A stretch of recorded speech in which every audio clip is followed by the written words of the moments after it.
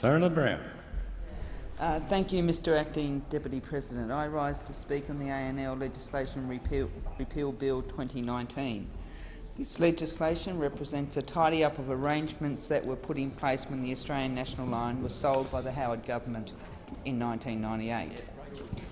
At the time of sale, employee entitlements were transferred to the new owners, along with all physical assets and the ownership of all business names and associated intellectual property. It has since become apparent that, due to the original ANL Act not being repealed, whilst the Australian Government no longer owns the business names of the Australian National Line, the current owners' use of them is compromised. The ANL Act lists the business name Australian National Line as a protected name from unauthorised use. The original intent of protecting the name in the ANL Act 1956 was to ensure that no parties not associated with ANL would be able to use the name or similar names as a trading name. Since the sale, this is no longer necessary. Instead, what has come to light is that the CMA-CGM, the owners of ANL, now face limitations on registering and re-registering domain names and other intellectual property due to the 1956 protection of the name ANL still being in place. The opposition agrees that it is unreasonable for this impediment to be in place and therefore supports this legislation. Similarly, we support the repeal of the ANL Guarantee Act, another piece of legislation that has not been required since the sale of ANL in 1998. The old Guarantee Act was in place to provide for the Commonwealth Government to guarantee any loans or other financial undertakings given by the then government-owned ANL. In supporting this legislation, I would like to thank the Deputy Prime Minister's Office and officials from the Department for their timely and professional advice on this legislation. However, what the opposition does not support is the current government's lack of support for the Australian maritime industry. Unlike those opposite, Labor is a proud supporter of Australian shipping. We believe that the future of Australian shipping is vital for our economic, environmental and national security. As an island continent, it is natural that shipping provides the key transport linkage for our international trade in commodities. In fact, 99% of the trade to and from Australia is carried by ship. Sadly, less than half of 1% of this trade is carried by Australian-flagged vessels. Disappointingly, thanks to this government, less and less of this trade is carried out by Australian workers on Australian-flagged ships. That is because, as soon as they were elected, the Abbott-Turnbull Morrison Government set about dismantling the policy framework that was put in place by Labor to support and encourage the maintenance and growth of Australian shipping. This government's assault on Australian shipping started with the Competition Policy Review that was released in 2015. The Harper Review basically recommended open slather when it came to Australia's coastal shipping. In their narrow view of the world, there were limited or no benefits to Australian-flagged vessels being given priority in moving around our coastal trade. The government's lack of support is having an adverse impact on our local maritime industry. For the year 2015-16, the total tonnage of goods carried under coastal trading licences was 34.3 million tonnes.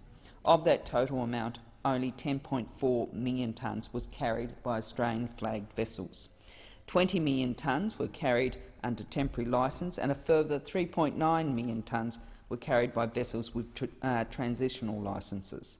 A temporary licence provides access to engage in coastal trading in Australian waters for foreign-flagged vessels. The licence is usually valid for 12 months, is limited to Pacific voyages and costs $400. Alarmingly, there has been a continued decline in the number of major Australian registered ships. Today, there are only 13 registered ships flying the Australian ensign.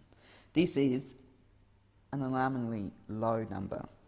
Australian-flagged ships crewed by Australian mariners would be the cornerstone of any additional capacity and skills our nation might need in times of significant national crisis. Australian-owned large cruise ship companies seem to prefer foreign flag vessels staffed with crews employed under overseas conditions that have much lower standards for wages and occupational health and safety. The industry is booming, but the Australian economy is not reaping the full benefits.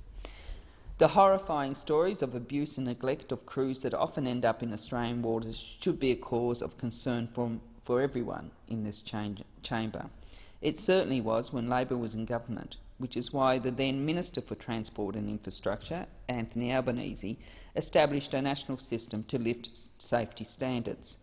The Marine Safety, Domestic Commercial Vessel National Law Bill and Stronger Shipping for a Stronger Economy reforms introduced by Mr Albanese not only protected maritime workers' safety whenever they were in Australian waters, but also sought to provide a stronger framework to protect Australia's coastal and marine environment. These reforms were welcomed by industry and workers alike.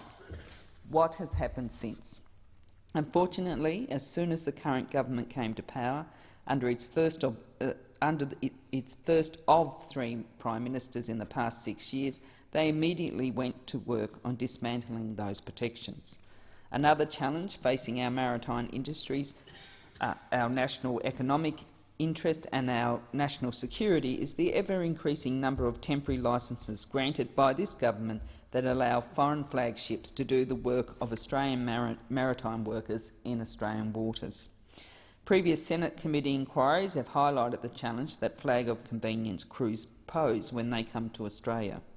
Australian mariners are subject to stringent background and criminal records checked before being issued with their Maritime Security Identity Card, MSIC, which is essential for any Australian seeking to work on in Australian waters or on Australian wharves. However, foreign crews or foreign flag vessels are not subject to these conditions. Not only are there real risks to their health and safety, as they've often been forced to spend months, if not more than a year at sea without any contact with family and friends working for subsistent wages, but we also have no way of knowing or policing their background and associations when they dock in Australia. That this has been allowed to flourish on the government's watch is truly alarming. Whilst organisations like the International Transport Federation and locally the MUA do what they can to support vulnerable and exploited workers whenever they are aware of them arriving in Australia, the current situation really is not good enough.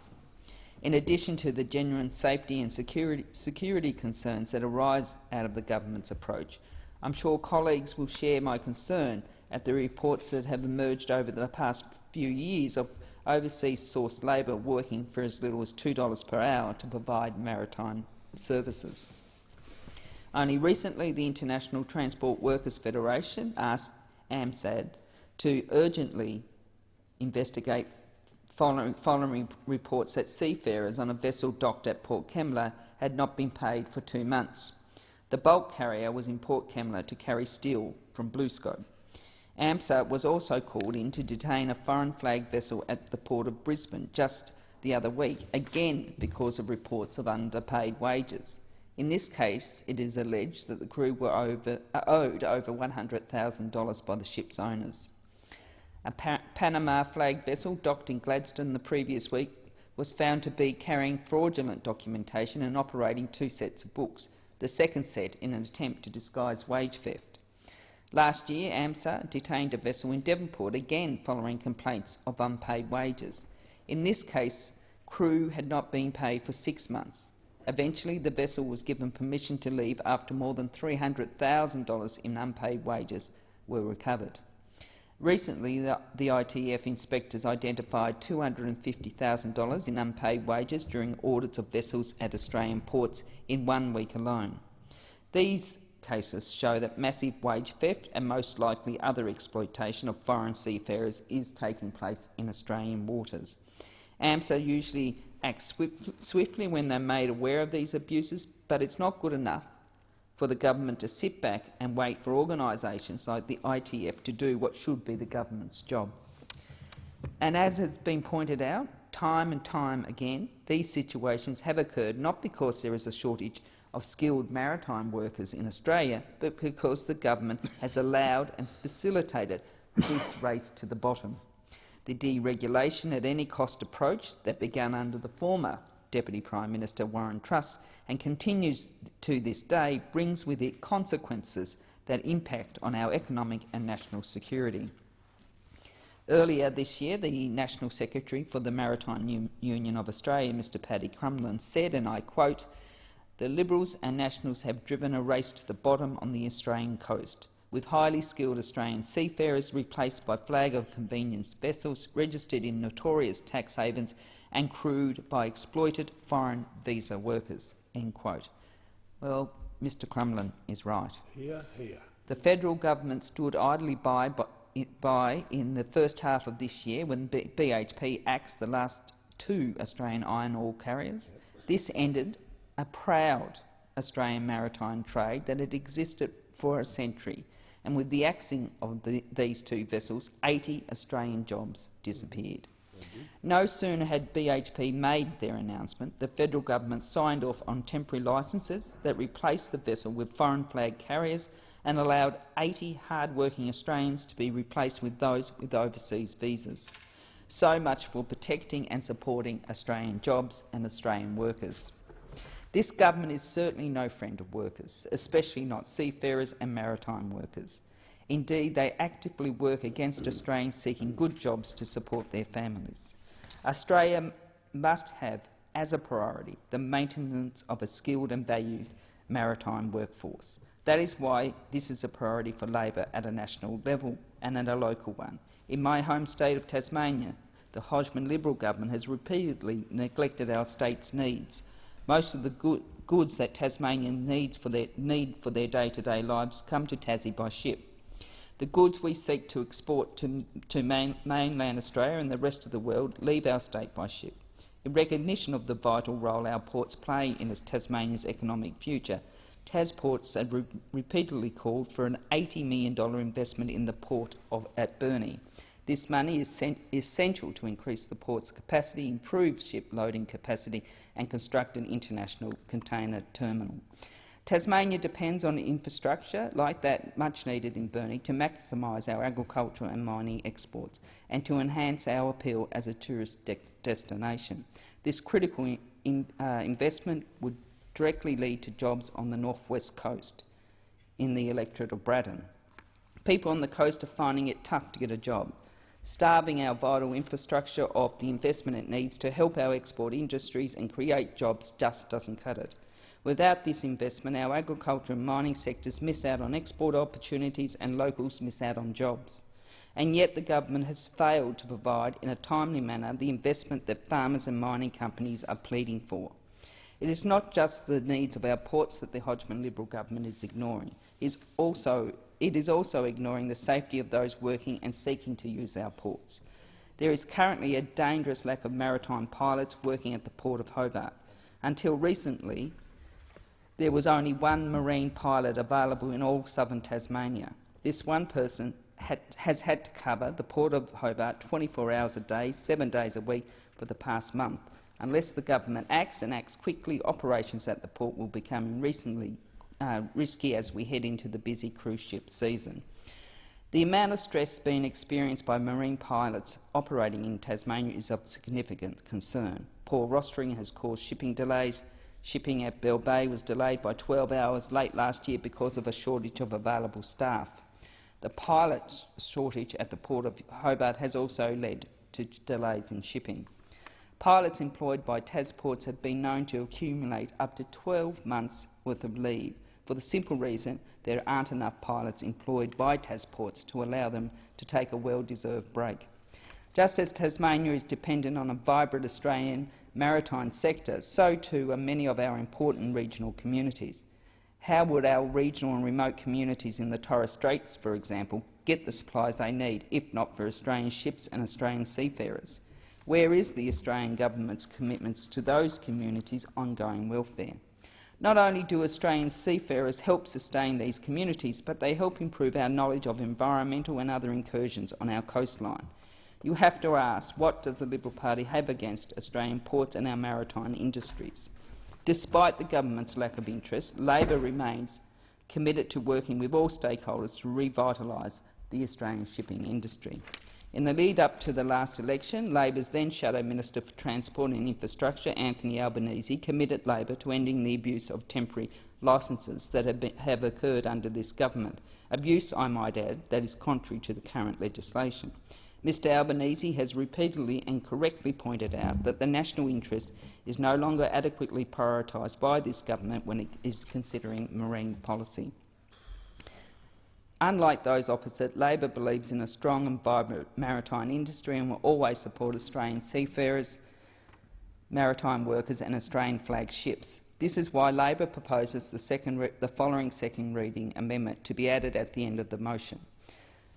And I quote, "But that the Senate, A, notes this government's record of undermining the Australian shipping industry, and B, reaffirms that Australia's economic, environmental and national security interests are best served by a viable and competitive Australian shipping industry." As I mentioned earlier, Labor supports this legislation. Labor would also welcome the support of the Chamber in standing up for Australian shipping and Australian maritime jobs. We can't have a strong, secure economy if our nation is completely reliant on foreign vessels to provide our fuel, bring in the goods we need, carry our exports and move products around our coastline. I formally move the second reading amendment standing in my name and I commend it to the Chamber. Senator Seawood.